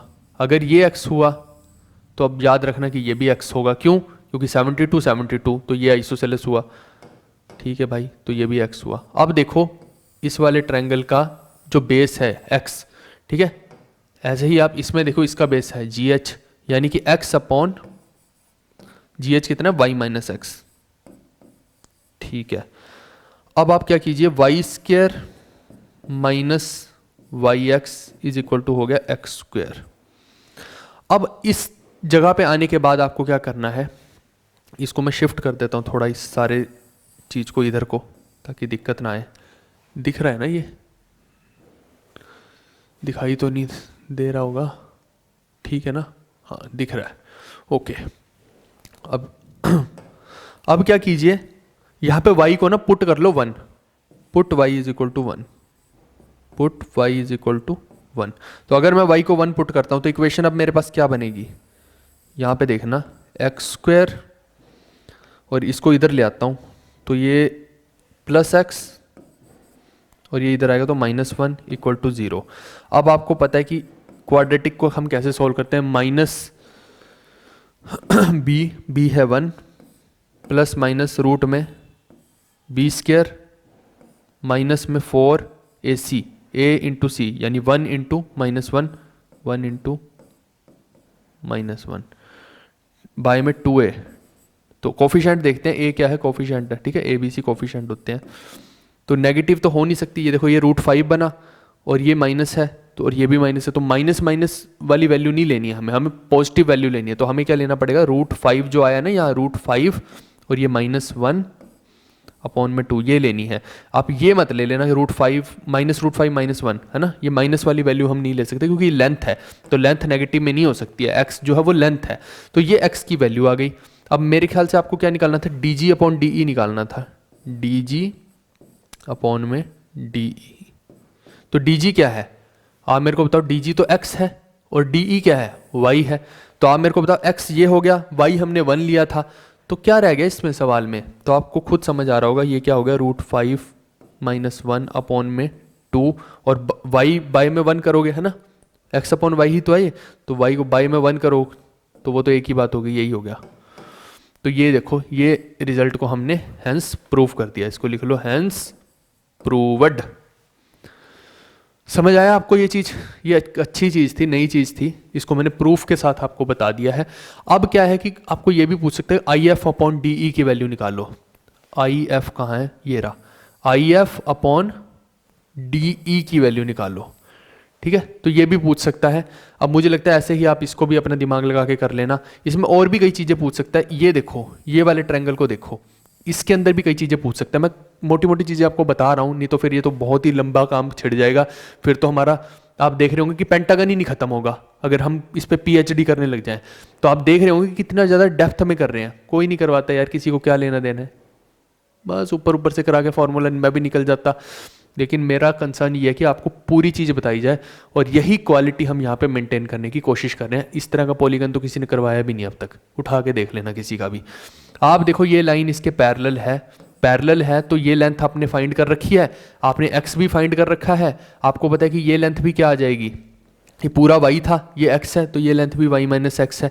तो अब मैं बेसिकली कह रहा हूँ कि ऊपर वाला ये वाला ट्रायंगल और ये बड़े वाला ट्रायंगल सिमिलर है, तो वहां से आप IF की लेंथ भी निकाल सकते हो। मैं बस यही बोलने की कोशिश कर रहा हूं कि इस लेंथ को अगर आप निकाल लेते हो, इसको निकाल लेते हो, y और x की वैल्यू जैसे आप निकाल लेते हो अगर, तो ये लेंथ आ गई आपकी, तो उसके बाद ये लेंथ भी निकाल सकते हो आप, क्योंकि दोनों पैरेलल हैं, तो वो रेशो से निकाल सकते हो कि दिस अपॉन में this is equal to this upon में दिस। समझ गए इस चीज को? अगर आप थोड़े से भी समझदार हो तो आप समझ गए होगे कि हम क्या करने की कोशिश कर रहे हैं, सिमिलैरिटी लगाई है और कुछ नहीं किया है। तो ये सारी चीज़ें हैं, देख लो, उतार लो इसको कॉपी में भाई। उम्मीद कर रहा हूँ ये चीज़ भी आपको समझ आई होगी। तो आइए अब बात करते हैं हेक्सागन की, यानी कि षटभुज की। ये है सम षटभुज, कहने का मतलब सम का मतलब रेगुलर वाला, ठीक है। रेगुलर बोले तो कि जिसके अंदर सारी साइडें बराबर हैं, यानी ये साइड ये साइड ये साइड ये साइड ये साइड ये साइड बराबर हैं। अगर मैं नंबर ऑफ साइड्स की बात करता हूं सबसे पहले, ठीक है, नंबर ऑफ साइड्स अगर मैं बोलूं, नंबर ऑफ भुजाएं कितनी हैं, तो हम बोलेंगे इसके अंदर कितनी होती हैं, 6 भुजाएं होती हैं, ठीक है भाई।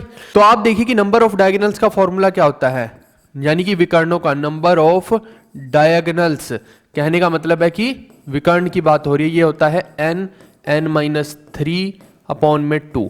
तो आप देखिए कि यहाँ पे n क्या है, 6 है, इंटू में 6 - 3 3 डिवाइड बाय में 2, तो 2 3 6, तो ये कितना हो गया भाई, ये आ गया आपका 9, यानी इसके अंदर 9 डायगोनल होती हैं। अब वो आप देख भी सकते हैं कि इस कोने से इसको मिलाओ, ये वाली डायगोनल नहीं है, क्योंकि आपके जो वर्टेक्स हैं, जो कोने हैं, वो मिलने चाहिए आपस में।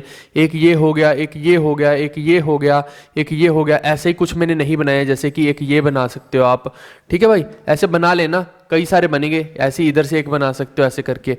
तो 9 बनते हैं टोटल। अब मेरा मुद्दे का मतलब मुद्दे की बात ये है यहाँ पे कि 9 तो बनते हैं, लेकिन अब उसमें टाइप्स हैं अलग अलग तरह के, ठीक है भाई, टाइप हैं अलग अलग तरह के। आप देखिए कि एक डायगोनल कुछ ऐसे हैं जो सेंटर से पास नहीं कर रहे हैं, ऐसे ही आप देखिए कि एक डायगोनल ऐसा अगर मैं बनाऊं वो भी सेंटर से पास नहीं कर रहा है, यानी ये वो डायगोनल है जो सेंटर से पास नहीं करते हैं, ठीक है, सेंटर से पास नहीं करते हैं।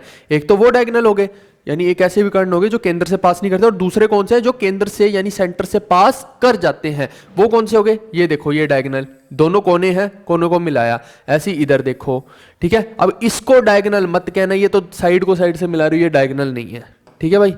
तो ऐसे इधर से इधर को मिलाओ, ये हो गया। तो ये देखो इसके अंदर क्या है कि 2 अलग अलग तरह की डायगोनल्स हैं, ठीक है भाई। तो अब देखते हैं कि length of diagonal, length of diagonal passing through centre, passing through centre, ये क्या हो जाएगी आपकी।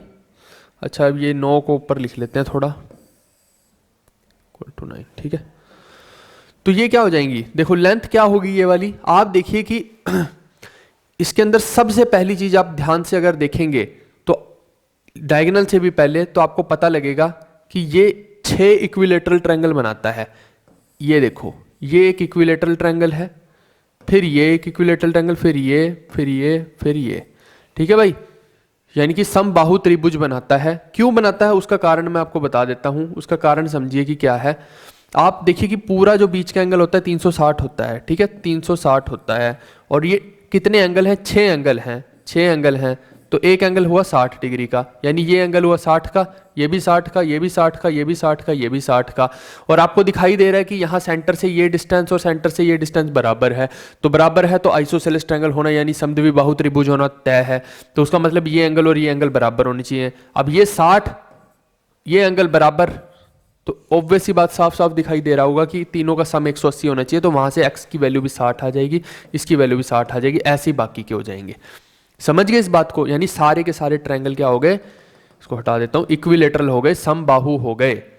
तो वहीं से ये बात हम मेरे सामने आ जाती है कि अब मेरे को अगर लेंथ निकालनी है ऐसी डायगोनल की जो सेंटर से पास करे, जो सेंटर से पास करे, तो आप मेरे को बताओ कि जब मैंने बोला कि सारे त्रिभुज इक्विलेटरल है, तो ये ए है, तो ये भी ए हुआ, ये वाला भी, ये इतनी सी लेंथ भी ए हुई, ये लेंथ भी ए हुई, ठीक है, ये लेंथ भी, ऐसी ये लेंथ भी। तो आप देखेंगे कि ए ये और ए ये, तो ये पूरी डायगोनल कितनी होगी, 2a हो गई, जो सेंटर से पास कर रही है डायगोनल, मैं उसकी बात कर रहा हूं, इसको हटा देते हैं। तो ये इसकी लेंथ हो जाती है 2a। और दूसरा भी लिख देता हूं मैं कि length of diagonal passing through, not passing through centre, ठीक है भाई, जो कि केंद्र से नहीं पास हो रही है, थ्रू सेंटर। तो इसकी लेंथ आप देखिए क्या होगी। अब इसकी ही लेंथ अभी हम निकाल लेंगे, इसको अभी आप लिख लीजिए, √3 इंटू में ए बाहर है, √3 के अंदर नहीं है, ये अभी मैं थोड़ी देर में निकाल के दिखाऊंगा, ठीक है भाई। उम्मीद कर रहा हूं कि इतनी बात तो आपको समझ आ गई होगी, जो अब तक मैंने बताया कि षटभुज के अंदर क्या होता है। नंबर ऑफ साइड की बात कर ली, नंबर ऑफ डायगोनल की बात कर ली, उनकी लेंथ की बात कर ली, ये कैसे निकलेगी ये अभी मैं आपको समझाता हूं थोड़ी देर में। और ये भी बात कर ली कि इसमें क्या होता है, 6 इक्विलेटरल ट्रायंगल बनते हैं, 6 इक्विलेटरल ट्रायंगल। ये क्या है, 1 हेक्सागन इज इक्वल टू, यानी एक षटभुज क्या है, 6 इक्विलेटरल ट्रायंगल्स के इक्वल होता है, ठीक है भाई। वो दिखा दिए कि एक ये हो गया, एक ये हो गया, एक ये हो गया, एक ये, एक ये, एक ये, कोई दिक्कत, ओके भाई। चलो आगे बढ़ते हैं। अब देखो आप कि अब आपको ज्यादा क्लैरिटी होगी। मैंने यहां मार्क कर दिया है कि ये ट्रायंगल देखो, जैसे ये ट्रायंगल, अरे पेन का कलर चेंज करते हैं, ये ट्रायंगल देखो, ये वाला ट्रायंगल 60 60 60, बन रहा है। ऐसे ही इधर वाला, ऐसे ही इसमें होगा, ऐसे ही नीचे वाले में होगा, ऐसे ही इसमें, ऐसे ही इसमें, सब में ऐसा ही होने वाला है। तो कहने का मतलब क्या है कि अब मैं आपको बताता हूं कि ये जो लेंथ है ना डायगोनल की, जो सेंटर से पास नहीं कर रही, वो कहां से आ रही है। आप इस ट्रायंगल को देखना, जो मैं आपको बता रहा हूं, इस ट्रायंगल को देखो आप। ये जो लाल है ये डायगोनल है, ओके भाई। तो इसकी लेंथ अभी कैसे फाइंड होगी वो मैं बता देता हूं। सबसे पहले तो आप मेरे को ये बताओ कि यहां से लेके यहां तक की लेंथ तो a है। क्यों? क्योंकि ये भी एक इक्विलेटरल ट्रायंगल है, समझ गए, ये भी समबाहु त्रिभुज है। और आप देखिए कि ये समबाहु त्रिभुज जो है इधर वाला, ये इसकी हाइट है, तो हाइट तो बराबर भागों में बांटेगी बेस को, तो इसका मतलब है कि ये इतना सा लेंथ क्या हो गई, a/2 हो गई। हुई कि ना हुई? ये a/2 हो गई और ये a हो गई, ये बात मेरी तय है। और यहां पे देखो आप, यहां से लेके यहां तक देखो क्या बनता है, ये बनती है हाइट इसकी, किसकी, इस इक्विलेटरल ट्रायंगल की, समबाहु त्रिभुज की। ये क्या है, हाइट है। हाइट क्या होती है, पढ़ा के आया हूं आपको, √3/2a होती है। ठीक है भाई, तो अब इसको मैं उड़ा देता हूं सारी चीजों को। ट्रायंगल आपको क्लियर है कि FC, और इधर a लिख देता हूं मैं, आपको कंफ्यूजन ना हो, FCA। अब देखिए आप कि इसकी लेंथ क्या होगी। अभी मैंने आपको समझाया कि ये F से लेके O तक की लेंथ कितनी है, a/2 है, और यहां से लेके यहां तक पूरी ये कितनी है, a है। और ये AF की लेंथ कितनी है, AF क्या है, ये है हाइट ऑफ इक्विलेटरल ट्रायंगल, यानी कि √3/2 है। ये तो बता रखा है मैंने भैया, अपने नोट्स रेफर करना, ओके। और ये आपको क्लियर होना चाहिए कि ये देखो, ये लाइन और ये लाइन आपस में परपेंडिकुलर दिखाई दे रहा है, तो इसका मतलब है कि राइट एंगल ट्रायंगल यहां बनना है एक। ठीक है भाई, तो ये राइट एंगल ट्रायंगल है। अब मेरे को बताओ पाइथागोरस लगा सकते हैं कि नहीं लगा सकते। तो ये टोटल लेंथ कितनी हो गई, टोटल लेंथ हो गई ये 1 + 1/2 यानी 3/2a, और ये होगी √3/2a। तो यहां से मैं AC निकालना चाह रहा हूं, क्योंकि ये देखो, ये जो AC है यही तो वो डायगोनल है ना, यही तो वो विकर्ण है जो सेंटर से पास नहीं कर रहा है, इसी की लेंथ निकालनी थी ना हमें। तो ये क्या हो जाएगी आप देखेंगे, तो पाइथागोरस लगाइए, तो ये क्या हो गया, 9/4a² प्लस इसको करोगे तो 3/4a² इज इक्वल टू क्या हो गया, AC का स्क्वायर। तो ये कितना हो गया, 9, 10, 11, 12, 12/4 यानी 4×3 12, तो 3a² हो गया। तो दिस इंप्लाइज AC का square is equal to 3a²। This implies AC is equal to √3, और a आ जाएगा बाहर। ये गलती से भी a को अंदर मत लिख देना, ठीक है भाई। हैंस प्रूव्ड, यहां लिख दो बाय पाइथागोरस थ्योरम। ये मैं इसलिए लिख देता हूं ये सब चीजें, क्योंकि बाद में आपको दिक्कत ना आए, ये नोट्स आपके पास ऐसे ही बने रहेंगे, क्योंकि ये सारा पेड वाला बैच है, तो इसीलिए मैं चाहता हूं कि ये नोट्स आपके पास बने रहें। अगर किसी को मेहनत करने का मन ना हो तो वो यहीं से उसको सब समझ आ जाए। बात समझ आई? अब ये जो डायगोनल है सिर्फ √3a इस डायगोनल का नहीं है, सिर्फ इसका नहीं है, इसको आप कहीं भी इस्तेमाल कर सकते हो। कहां पे? आप यहां देखिए कि एक ये भी तो डायगोनल बना सकता हूं मैं, क्या ये सेंटर से पास कर रही है, नहीं कर रही, तो इसमें भी सेम वही कंसेप्ट लगना है। आप देखिए कि यहां पे कौन सा पैरेललोग्राम आ गया, फिर ये वाला आ गया, तो यहां ये डायगोनल बन रही है। ठीक है, समझ रहे हो इस चीज को? ऐसे ही यहां पे देखो, यहां कौन सा था, ये ब्लैक कलर से मैंने जो पैरेललोग्राम बनाया है, ये पैरेललोग्राम है भाई साहब। और ये पैरेललोग्राम कोई नॉर्मल पैरेललोग्राम नहीं है, ये है रोम्बस। कैसे? ये भी ए साइड है, क्यों? क्योंकि इक्विलेटरल ट्रायंगल की साइड है ये, यही तो पकड़ना है इसके अंदर। ये भी इक्विलेटरल ट्रायंगल की साइड ए है, ये भी इक्विलेटरल ट्रायंगल की साइड ए है, और ये भी इक्विलेटरल ट्रायंगल की साइड ए है। कौन से इक्विलेटरल ट्रायंगल यूज हो रहे हैं? ये एक हो रहा है और दूसरा ये वाला एक हो रहा है। ये दो इक्विलेटरल ट्रायंगल इसमें इस्तेमाल हो रहे हैं, यानी समबाहु त्रिभुज है। तो आपको दिखाई दे रहा होगा कि सारे ए हैं। तो रोम्बस के अंदर क्या होता था? रोम्बस एक ऐसा पैरेललोग्राम है जिसमें सभी साइडें बराबर होती हैं।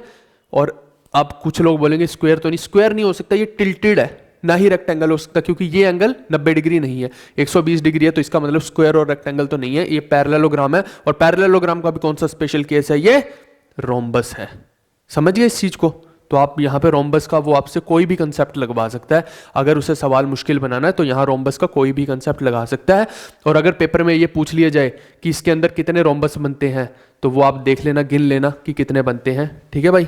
अब वो गिनने में मैं अपना समय व्यर्थ नहीं करना चाहता। एक ये देखो, ये हो गया, गिन लेना अपने आप। ठीक है, रीजनिंग का सवाल बन गया ये। अब एक ये हो गया, एक इधर हो गया, ठीक है, एक ये हो गया, और देख लो और कोई बन रहा है इसके अंदर रोम्बस के, नहीं बन रहा है। ठीक है भाई, तो अपना दिमाग लगा लेना, जो भी तुम्हें दिखाई दे, जितने भी रोम्बस दिखाई दे, 4 तो मैंने बना दिए, बाकी जो तुम्हें दिखाए उतने इसमें बेसिकली रोम्बस बनते हैं, कहने का मतलब है। तो अगर कोई बोले कि इक्विलेटरल जो हेक्सागन है, हेक्सागन इज ए मतलब कम्बिनेशन ऑफ 4 पैरेललोग्राम या कुछ ऐसा करके बोल दी, जितने भी पैरेललोग्राम इसमें बन रहे हैं, तो वो भी सही होगा कथन, वो गलत नहीं होगा। क्योंकि कई लोग सोचेंगे कि पैरेललोग्राम नहीं जी, वो तो इक्विलेटरल ट्रायंगल होता है। लेकिन आप देखेंगे कि इक्विलेटरल ट्रायंगल होने के बावजूद यहाँ पे वो इक्विलेटरल ट्रायंगल तो हम छोटी इकाई को देख रहे हैं, है ना, छोटी इकाई को देख रहे हैं, जबकि ये पूरा दोनों इक्विलेटरल ट्रायंगल को जोड़ के हमारे क्या बन रहा है, पैरेललोग्राम ही बन रहा है। और दूसरी बात इसके अंदर अभी कर लें क्या, ये है कि एरिया की अगर बात करें, आगे क्या है हमारा, आगे भी कर लेते हैं, चलो यही कर लेते हैं।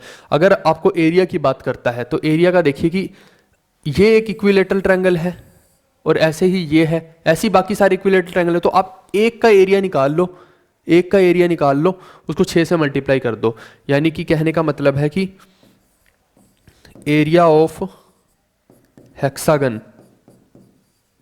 अगर कोई पूछ ले तो क्या होगा, 6 इंटू √3/4 ए स्क्वायर। ये √3/4 ए स्क्वायर कहाँ से आया है, ये भैया आया है कि जो आपका इक्विलेटरल ट्रायंगल का एरिया होता है यही होता है √3/4 ए स्क्वायर। तो यहाँ 6 इक्विलेटरल ट्रायंगल बने, 6 समबाहु त्रिभुज बन रहे हैं, तो एरिया हो गया 6 इंटू √3/4 ए स्क्वायर। ठीक है भाई, ये क्लेश भी खत्म हुआ। अब और क्या पूछ सकता है वो ये पूछ सकता है, देखिए पेपर के अंदर उसने क्या किया था, आगे मैं क्वेश्चन में भी दिखा दूंगा, अगले में ही दिखा देते हैं। जैसे पेपर के अंदर ये सब उसने नोटंकी की थी, ये 17 के पेपर में आया था, 2017 के पेपर में, कि ये एरिया पूछ लिया था उसने, ये जो एरिया दिख रहा है ना, इसके बारे में पूछ लिया था, मतलब इन्फॉर्मेशन दी हुई थी। ये हम जब प्रैक्टिस सेशंस करेंगे ना, प्रैक्टिस सेशन में एग्जैक्ट क्वेश्चन कर लेंगे। अभी मैंने फिगर वही उठा रखी है, तो सिर्फ समझाने के लिए बता रहा हूँ कि वो कुछ भी पूछ सकता है। इस एरिया को दे के वो दूसरी चीज़ें पूछ सकता है, डायगोनल की लेंथ वगैरह पूछ सकता है, या डायगोनल की लेंथ वगैरह और इसकी लेंथ दे के वो ये एरिया पूछ सकता है, या फिर वो क्या करेगा, ये एरिया को पूरे इसके एरिया के साथ बोलेगा कि रेशो क्या है।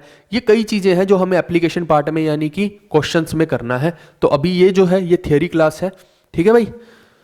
तो जो प्रैक्टिस वाले बच्चे हैं उनको मिल जाएगी वो प्रैक्टिस सेशंस, जितने भी इसके बनते हैं, जितने भी सवाल इसके बनेंगे सारे आपको मिल जाएंगे प्रैक्टिस क्लासेस के अंदर, ठीक है भाई।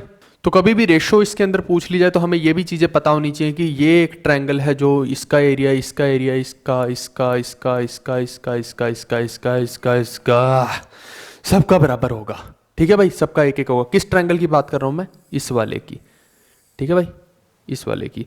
तो उसमें 2017 में भी पूछा गया था कि इस एरिया की रेशो, शायद वो पूछा था कि पूरे के एरिया के इक्वल, पूरे के एरिया की रेशो के साथ बताओ, है ना, इसका एरिया और पूरे का एरिया का रेशो बताओ, कुछ ऐसे पूछा गया था।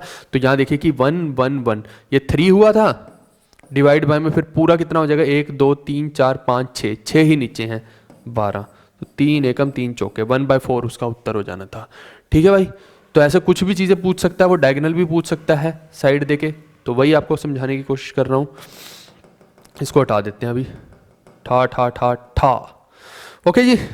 तो एक ये चीज़ भी है हेक्सागन के अंदर। अब अगली चीज़ देख लेते हैं कि जो हेक्सागन है इसके अंदर एक इन रेडियस भी बन सकता है। जैसे आपने देखा कि ट्रायंगल के अंदर इन रेडियस कह रहा हूँ, इन सर्कल बनता है, अंतः त्रिज्या वाला एक वृत्त बनता है, अंतः वृत्त बनता है, वैसे ही इसके अंदर भी बन जाता है। और इसका एरिया तो देखिए हमेशा इन सर्कल का, सर्कल है तो πr² ही होगा, सर्कल बढ़ा के आ रहा हूँ, लेकिन मुद्दे की बात है कि रेडियस क्या होगा। तो आप देखिए कि ये सेंटर है, सेंटर है, और सेंटर से जब इधर आते हैं तो ये रेडियस बनता है, और ये रेडियस बनता है, ये देखो ना सर्कल को टच कर गया तो रेडियस बन गया, ये देखो ये सर्कल था तो उसको टच कर गया ना ये, तो रेडियस बन गया। तो आप मेरे को बताओ कि ये क्या है, ये तो हाइट ऑफ इक्विलेटरल ट्रायंगल है। किस इक्विलेटरल ट्रायंगल की, इसकी हाइट है, ओके। तो इसकी अगर हाइट है तो आप खुद सोच के बताओ कि हाइट क्या होती है, √3/2a होती है। तो इसका मतलब क्या है कि r आपका ये हो गया √3/2a। इस r को यहाँ पे पुट कर देना तो आपका क्या आ जाएगा, इस इन सर्कल का एरिया आ जाएगा।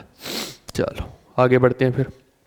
अब देखो कि एक एक्स सर्कल या फिर कहेंगे सर्कम सर्कल भी हो सकता है, जैसे ट्रायंगल में हम करते थे ना परिवृत्त, ठीक है, यहाँ भी हो सकता है। ये जो बाहर वाला है, बाहर वाले को देखना, अब अंदर वाले को नहीं देखना, अभी बाहर वाले को देखो पहले। तो बाहर वाले का रेडियस क्या होगा, आप देखिए कि ये सेंटर है, सेंटर से आपने जाना है इधर तक, ये देखो पहुंच गए सर्कल तक। तो ये क्या है, ये साइड है किसकी, इक्विलेटरल ट्रायंगल की, तो अगर साइड है तो भैया ये तो ए ही होगी ना, ए ही हो गया, रेडियस ए हो गया, यानी कि एक्स सर्कल या फिर कहीं सर्कम सर्कल का जो रेडियस है, एक्स सर्कल बोल रहा हूँ, सर्कम सर्कल का जो रेडियस है वो ए हो गया। तो इस ए को यहाँ पे पुट कर दो तो पाई ए स्क्वायर, ठीक है भाई, इसका एरिया हो जाता है सर्कम सर्कल का पाई ए स्क्वायर। ए क्या है यहाँ पे, इसकी लेंथ है, ठीक है, ये जो लेंथ है ना आपकी ये ए है, ये लेंथ, यानी side of hexagon is a. Okay भाई, अब देखो एक और चीज वो पूछ सकता है कि इन रेडियस और सरकम रेडियस की रेशो पूछ सकता है। देखो स्क्वायर वाले में भी हमने यही किया, ट्रायंगल वाले में भी यही किया, ठीक है, तो इसके अंदर भी वही करेंगे। तो आप देखिए आर अपॉन आर क्या हो जाएगा, ये स्मॉल आर था जो अंदर वाला था वो तो ये था, और बाहर वाला ये है, तो ये ए है, ये √3/2 ए है, तो इन दोनों की रेशो लेंगे तो ए तो कैंसिल हो जाएंगे, तो ये √3:2 आएगा, क्योंकि 2 ऊपर चला जाएगा और फिर नीचे वाले को तो छोड़ देते हैं रेशो के लिए। ठीक है भाई, तो R/R क्या हो गया, √3/2। ठीक है भाई, उम्मीद कर रहा हूँ कि ये सवाल भी आपको समझ आया होगा। आगे बढ़े, चलो। ये है ऑक्टागन, रेगुलर ऑक्टागन। तो एरिया ऑफ रेगुलर ऑक्टागन जो होता है 2√2+1 है, इसको एज इट इज याद रख लो बस। ये ऑक्टागन है, सभी साइडें ए हैं, ये रेगुलर वाला ऑक्टागन है, यानी सम अष्टभुज है ये। तो इसके अंदर ये फॉर्मूला होता है 2 × √2+1a²। ए होती है जो साइड ऑफ रेगुलर ऑक्टागन होती है। अब आप देखिए कि इसमें सवाल देखिए ज़्यादा कभी नहीं पूछता है, फिर भी इसके कुछ सवाल हम कर लेंगे एप्लीकेशन पार्ट जब हम करेंगे प्रैक्टिस सेशंस, तो उसमें कर लेंगे कि क्या पूछ सकता है। एरिया ऑफ रेगुलर ऑक्टागन जैसे दे देगा 72 और ब्रैकेट में ये हो गया √2+1। अब वो बोल रहा है कि साइड निकालो, तो आपको पता फॉर्मूला पता होना चाहिए सीधा सीधा। तो आपको अगर फॉर्मूला पता है तो क्या करोगे आप, 2 × √2+1a²। ठीक है भाई, तो आप देखिए कि 2 से ये कट गया तो ये कितना हो गया, 36 हो गया। ठीक है, और ये पूरा पूरा कट गया तो a कितना आ गया आपका, देखिए 6 आ गया, क्योंकि उधर a² है, तो a आ गया 6, यही आपका उत्तर हो गया। समझ रहे हो इस चीज़ को। तो वो साइड पूछ सकता है, फाइंड इट्स साइड ऑक्टागन की, तो वो 6 हो गई। उतार लो इसको, कॉपी में उतार लो। उम्मीद कर रहा हूँ कि ये चीज़ भी आपको मोटी मोटी समझ में आ गई होगी। ठीक है भाई, आइए गाइस लास्ट 2 कॉन्सेप्ट की तरफ हम बढ़ते हैं। अब आप देखिए कि कोई भी एक रैंडम, एनी रैंडम पॉलीगन हो, ABCDEFGH, ठीक है, ये कोई भी एक रैंडम पॉलीगन है। मेरे को नहीं पता कि ये क्या है, चाहे वो यहाँ तक आपको दिया हो, चाहे वो यहाँ तक दिया हो, चाहे यहाँ तक दिया हो, कितनी भी लेंथ का दिया हो कोई फर्क नहीं पड़ेगा। बस आपको ये पता होना चाहिए कि साइडें कितनी बनी, या फिर ये पता होना चाहिए कि ये ए से लेके कहाँ तक दिया हुआ है। आप देखिए 1 2 3 4 5 6 7 8, इसका मतलब 8 साइड का बनेगा। वो आपको यहाँ पे दिख भी रहा है, ऑक्टागन है। 6 वाला भी पूछ सकता था, 5 वाला भी, 10 वाला भी, 15 वाला भी। वो बस ABCD को आपको काउंट कर लेना कि कितने हैं, उससे पता लग जाएगा। 8 साइड्स हैं, यानी 8 साइडेड है, 8 साइडेड, ये हमारा हो गया डिसाइडेड। समझ गए इसको हटा देता हूँ, ये आपको दिखाने के लिए लिखा था बस। अब आप देखिए कि ACB जो है ACB, आप ध्यान देना जो मैं चीज़ें बोलूँगा आपको। ACB का पेयर ये है, तो आप देखना कि जो मिडल वाला डिजिट है ना, मिडल वाला डिजिट, ये आपका रियल चीज़ है, ठीक है, रियल में ये आपकी नंबरिंग है। तो मिडल वाला जो है ना वो आपका A और B के बाहर है। आप देखो ACB, तो अब A और B देखो, A से सीधा B तक पहुंच सकते हो, कहने का मतलब ये है। C जो है ना वो A और B के बीच में नहीं है, वो बाहर है A और B से। आप देखो A और B से बाहर है C, समझ रहे हो। मिडल वाला जो नंबर है, मिडल वाला जो आपका अल्फाबेट है वो बाहर है, यानी कि मेरे को A से लेके B तक पहुंचना है। ठीक है, ये ध्यान रखना, A से लेके मुझे B तक पहुंचना है, तो मेरे को बीच में C नहीं मिलेगा, C नहीं मिलेगा। C इसका मतलब है बाहर है, क्योंकि A से लेके B तक मैं डायरेक्टली पहुंच गया तो C तो मिला नहीं, C तो बाहर है। ठीक है भाई, तो जब ऐसा केस अराइज हो, ये केस 1 है, तो उस केस में आपको क्या करना है, आपको देख लेना चाहिए कि A से B तक पहुंचने में कितने स्टेप आपको लेने पड़ेंगे। A से B तक पहुंचने में कितना, 1 स्टेप लेना पड़ा, 1 ही लेना पड़ा। तो आपको क्या करना है, 180/8 को 1 से मल्टीप्लाई कर देना। अभी 180/8 ये जो फिगर है ना मतलब ये तरीका है आपका, ठीक है, ये याद रखना आपका कि 8 is number of sides basically. तो आप देख लीजिए कि नंबर ऑफ साइड्स यहाँ पे 8 है, तो 180/8 आपको कर देना है। ठीक है भाई, हमेशा ये वैलिड रहेगा। और आगे देखते हैं हम AED का, AED। अब आप फिर देखिए कि A से लेके मुझे D तक जाना है, आपको पहले से लेके तीसरे तक जाना होता है, ये याद रखना। ए से लेके डी तक जाना है, लेकिन आप देखिए कि ई तो फिर बाहर रह गया, ए से लेके डी तक मैं गया, ई फिर बाहर रह गया। आप देखो तो ई फिर बाहर की साइड ही है। तो आपको कितने स्टेप लेने पड़ेंगे ए से डी तक? 1 2 3, 3 स्टेप में आप डी तक पहुंच जाओगे। तो आपको क्या करना है, 180/8 को 3 से मल्टीप्लाई कर देना। ये 8 क्या है? नंबर ऑफ साइड्स है, number of sides of polygon. अब देखो ये सारी चीज़ें मैंने तो आपको समझा दी। अब ऐसे आप कॉपी में उतार लेना इनको, ये जो स्टेप्स है ना, ये स्टेप्स कॉपी में लिख लेना, नहीं तो आपको भूल जाएगा सब। अब देखो ए जी ई, ए से लेके मेरे को ई तक जाना है, ए से लेके ई तक जाना है, ठीक है। तो आप देखो कि ए से लेके मैं ई तक अगर जाऊं तो जी फिर बाहर है, चाहे वो कहीं भी हो, है तो वो बाहर ही ना। बस इतना सा मेरे को देखना। तो ए से जी तक 1 2 3 4, ए से ई तक जाना था ना, हाँ ए से ई तक जाना, तो 4 स्टेप में पहुंच रहा। तो मल्टीप्लाई कर दो 4 से, 180/8 को मल्टीप्लाई बाय कर तो 4। तो ये आपको बेसिकली मैं क्या निकाल रहा हूँ, ये एंगल है ए जी ई, ए जी ई, यानी ये एंगल अगर आपको निकालना है तो कहने का मतलब किसी भी पॉलीगन में, रेगुलर रैंडम पॉलीगन में कोई भी एंगल निकालना है तो ये तरीका सबसे अच्छा तरीका है, तुरंत इससे एंगल निकल जाता है, नहीं तो आपको एंगल निकालने में बहुत दिक्कत आएगी। अब मैंने जो आपको एक तरीका बताया था ना, वो जो पेंटागन के अंदर इतने सारे एंगल्स बताए थे, इसको यूज़ करके देखना, बिल्कुल सही आएंगे आपके एंगल्स, ठीक है भाई। ऐसे ही आप देखिए ए डी ई में भी हो जाएगा, ए डी ई में, ए डी ई में, हाँ ए से लेके डी, ए से लेके ई तक जाना है तो डी तो बीच में है। हाँ ये देखो, अब ये अलग केस आ गया, यहाँ तक सेम केस, ये दोनों अलग केस। ये इसको लिख लो केस 1, इसको लिख लो केस 2, केस 2, ठीक है भाई। ये 2 केस है, ये पहले 3 अलग केस हैं, लास्ट के 2 अलग केस हैं। आप देखिए कि ए से लेके ई तक जाना है तो डी बीच में आएगा कि कहाँ आएगा? ए से लेके ई तक जाना है तो डी तो बीच में आ गया, इस बार बाहर नहीं आया। आप देखो डी जो है वो इनके बीच में आ गया। तो कभी भी ऐसा हो ना कि डी बीच में आ जाए, तो आपको क्या करना है, आपको यहाँ पे आंसर निकाल लेना। 4 दूनी 8, ये 90 हो गया, यहाँ से 90 आया ना, जो ये आता है ना, ये आता है, this is not the answer. Real answer is,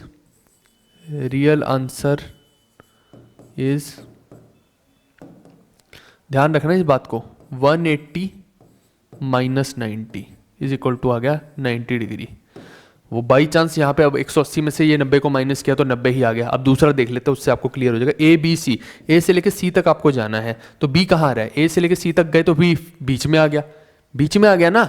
अभी तक किसी भी केस में बीच में नहीं आ रहा था, बाहर आ रहा था, लेकिन अब बीच में जब आ रहा है तो ए से लेके सी तक कितने स्टेप बनते हैं? 1 2, तो 2 से मल्टीप्लाई कर देंगे यहाँ पे, तो कितना बनता है? 2 एकम 2 चौके 8, और ये बन गया 45 degree. But this is not your answer. Real answer is 180 minus में 45, यानी कि 135 डिग्री। ये किस केस में है ये मैंने आपको बता दिया कि जो ये मिडिल टर्म है ये तभी करना है जब ये जो मिडिल टर्म है ये बाहर की साइड ना आके बीच में ही आ जाए। यानी ए से ई तक आप चले तो डी जो है बीच में ही आ गया, ए से ई तक चले तो डी बीच में ही आ गया। ये केस तब बनता है, ए से लेके सी तक चले, ए से लेके सी तक चले, बी बीच में आ गया। यानी जब भी कोई चीज बीच में आ जाएगी, आपके बीच में आ जाएगी, तो करना वैसे ही है, बट यहाँ पे जो आंसर आ रहा है ये फाइनल आंसर नहीं होता, आंसर आपका ये हो जाता है। 180 में से उसको माइनस कर देना बेसिकली, क्योंकि यहाँ पे एंगल एक तरह से आउटसाइड वाला बन जाता है, ठीक है। दूसरा लीनियर पेयर वाली कंडीशन होती है यहाँ पे, छोड़ो उस चीज को, मत जाओ उसमें तुम। बस इस तरह से तुम ए बी सी एंगल, ए से बी से सी तक आप angle, A B C angle को इस तरह से आप निकाल सकते हैं। आप वैसे भी देखिए कि 45 है, तो क्या ये एंगल आपको 45 दिखाई दे रहा है? कहाँ से 45 दिखाई दे रहा है? ये तो ऑब्ट्यूज एंगल ट्रायंगल है, बच्चा भी देख के बता देगा। तो कैसे ध्यान रहेगा? यहीं से आएगा कि आपका जो 45 आया एक तरह से, वो एक तरह से ये आया है 45, तो आपको 180 में से माइनस करके ये आ जाएगा। ठीक है भाई, उम्मीद कर रहा हूँ कि ये चीज़ भी आपको समझ आई होगी बढ़िया तरीके से, चकाचक मक्खन मलाई की तरह। अब एक आधी चीज़ और देख लेते हैं, फिर इसको वाइंड अप करेंगे हम। एक क्या रह गया अपना, देख लें थोड़ा सा। एक ये रह गया है ना, एक और चीज़ है मेरे हिसाब से, ये भी है। ठीक है, बस एक दो चीज़ें और हैं, बस उसके बाद वाइंड अप करते हैं। एक है कि एंगल एट द सेंटर, ये देखो एक पेंटागन है, मान लो कोई भी हो सकता है, तो जो सेंटर पे एंगल बनता है कैसे निकालते हो आप? टोटल एंगल 360 होता है, डिवाइड बाय में 5 कर दे तो पेंटागन में 360/5 हो गया। ओके, लेकिन आप देखिए कि अगर ये क्या है, साइक्लिक पॉलीगन है, साइक्लिक पॉलीगन, चक्रीय बहुभुज, चक्रीय बहुभुज है ये। तो आप मेरे को बताओ कि सेंटर पे जो एंगल होता है, अगर सर्कल बना दिया जाए तो दूसरे सेगमेंट पे जो एंगल होता है वो आधा होता है ना, क्योंकि जो सेंटर पे एंगल है वो इस एंगल का दूसरे सेगमेंट के एंगल का डबल होता है, यानी सेंटर पे हमेशा एंगल डबल होता है दूसरे सेगमेंट से। तो इसका डबल करना 180/5 का 360/5 बना, लेकिन आपको ये 360/5 पता है, तो अगर आपको इधर जाना है तो हाफ करना पड़ता है, तो इसका हाफ करोगे तो 180/5 आ गया। यही चीज़ है इसके अंदर बस, कि अगर आपका एंगल सेंटर पे 360/n है तो जो दूसरे सेगमेंट पे यानी यहाँ पे जो एंगल होगा वो 180/n होगा। अब ये n कुछ भी हो सकता है, यहाँ तो 5 साइड वाली फिगर थी तो 5 हो गया, क्योंकि पेंटागन है, पंचभुज है। 6 साइड वाली फिगर होगी तो 6 हो जाएगा, जैसे भी होगा फिगर बोलेगी वैसे ही, इसको उतार लो कॉपी में। ठीक है भाई, एक लास्ट चीज़ और देख लेते हैं उसके बाद वाइंड अप करेंगे। आप देखो कि 6 साइड वाली फिगर है, ठीक है। अब 6 साइड वाली फिगर में ये एंगल देखिए कितना बनता है, अगर मैं ऐसे निकालने की कोशिश करूं तो 360 बटे आप 6 करोगे तो ये कितना बना, 60 डिग्री बना। तो अब कुछ लोग क्या बोलेंगे कि ये अगर 360/6 है तो उधर वाला क्या हो जाएगा, बिल्कुल वही पिछला कंसेप्ट लगाओ, आप पिछला कंसेप्ट लगाओ, 360/6 करके 60 आया, तो आप बोलेंगे कि ये वाला एंगल इधर जो दूसरे सेगमेंट पे होगा 180/6 यानी 30 डिग्री आना चाहिए। लेकिन आप देखिए यहाँ 30 डिग्री तो बन नहीं रहा है, यहाँ तो 60 डिग्री बन रहा है। आप बोलोगे कि आपका जो दूसरे सेगमेंट पे आंसर है वो 180/6 यानी कि 30 डिग्री आना चाहिए, बट यहाँ तो 30 डिग्री बन नहीं रहा, यहाँ तो 60 डिग्री बनेगा।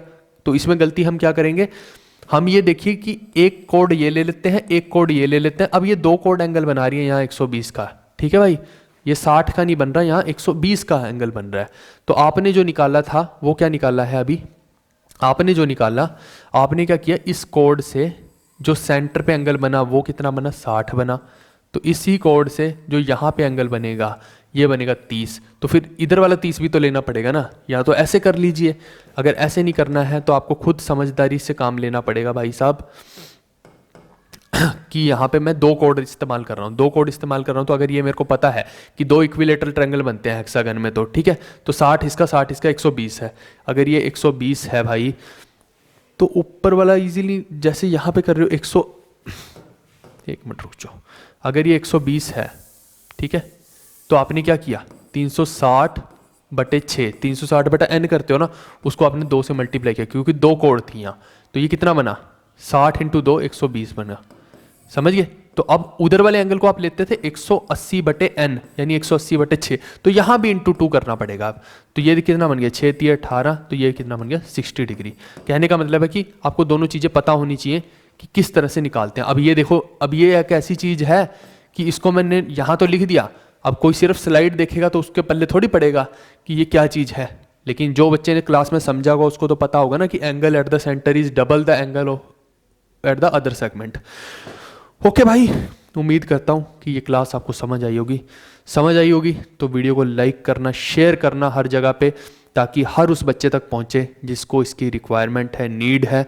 मैं अपनी तरफ से पूरे एफर्ट कर रहा हूँ कि आपको डेली बेसिस पे जितना मैक्सिमम कंटेंट दे सकता हूँ पेपर से पहले सारा प्रोवाइड कर दूँ। चाहे आप CHSL की तैयारी कर रहे हैं, CGL की तैयारी कर रहे हैं, मेरा जो मोटिव है वो आज भी क्लियर है कि जो आपकी हेल्प मेरे से बन पाए मैं करूं। आप मेरे को बताओ, अगर लेक्चर के अंदर क्वालिटी की कोई कमी है तो आप मेरे को तुरंत बताओ कि सर ये तो क्वालिटी का कंटेंट ही नहीं है।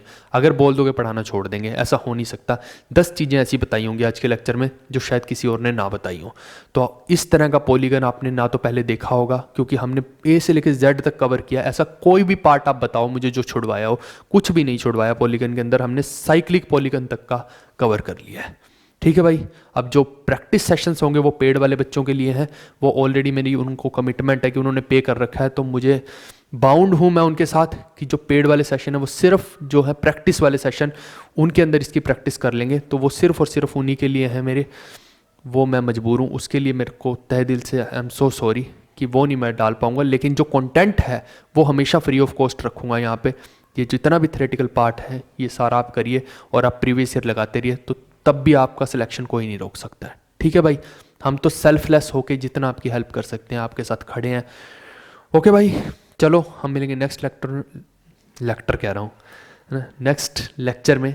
आप लाइक करो, वीडियो को शेयर करो, सब्सक्राइब करो और बढ़िया बढ़िया कमेंट करते रहो। Bye bye guys.